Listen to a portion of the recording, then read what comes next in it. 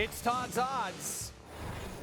Here's Todd Fuhrman, our sports betting analyst, little under the weather, fighting through it because he's a tough kid. That's what Todd is. And he joins us from Las Vegas, Nevada, and we're going to be talking about the Western Conference playoff race, wild card race to be specific, because the Vancouver Canucks and Calgary Flames are knotted up at 71 points. Todd, would you bet on either of those teams to be there in the end, or would you rather break the hearts of two Canadian franchise fan bases and a large part of our viewership?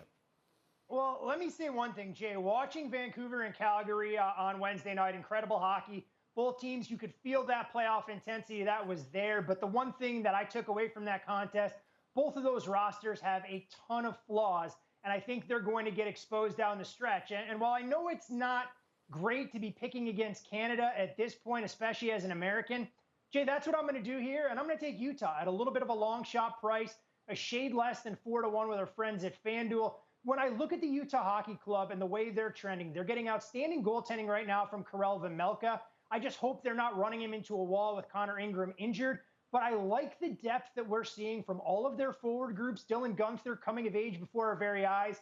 Clayton Keller starting to round into form as a legitimate superstar and captain of this group. And I think what you're seeing along the blue line is with the return of Sean Durzi paired with Mikhail Sergachev, that they actually have a legitimate first pair, that they can move those pieces around a little bit. And Utah would be the team that I'd look to bet at a little better price than what I can find right now on Calgary and Vancouver. Yeah, the future seems bright for Utah. Switching to the Eastern Conference, the future looks bright for the Ottawa Senators. They have surged to be a heavy favorite to make the postseason.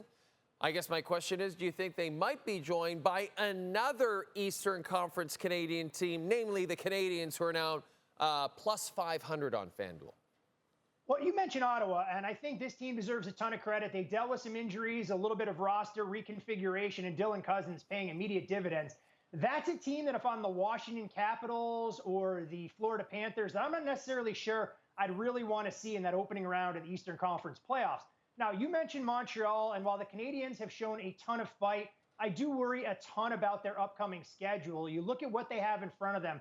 From now until April 1st, not only do they draw the Panthers 3 times during that span, they have a number of tough opponents in front of them. And I give the franchise a ton of credit. They weren't sellers at the deadline. I think playing meaningful hockey for a young group, especially for a top line that's producing at a high level, will pay dividends. Unfortunately, for Montreal Canadiens fans, I don't think it's going to end with a playoff bid, but a lot of reason to be excited about what this team can do going forward in 2026 and beyond. NFL free agency opens this week, and we wonder where Aaron Rodgers might end up. He has been linked to potentially join the Steelers, the Giants, maybe the Vikings, and follow the Brett Favre retirement plan. Do you see one of those teams more likely than the others to sign the 4-time MVP?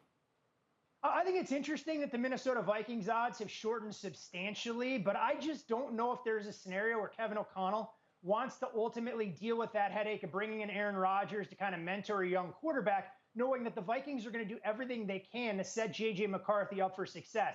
And because, Jay, I'm a happily married man and I love nothing more than to throw a wrench into my wife's plans all football season long, I think the perfect landing spot for Aaron Rodgers would be as a member of the Steelers, because I can't think of a better situation for a guy that gets surly when his team doesn't win and what he's got to hand the ball off 45 times a game than Aaron Rodgers taking the reins from Russell Wilson and donning the black and gold for the twilight of his career. I'm not endorsing a bet here, but I will root for Aaron Rodgers to be a member of the Steelers just for my own entertainment benefits. It does seem fun. It seems like Mike Tomlin might lose his mind over the course of the season, and that would be kind of wild to watch as well. Todd, that was another perfect hit. We did it again. How do we do it?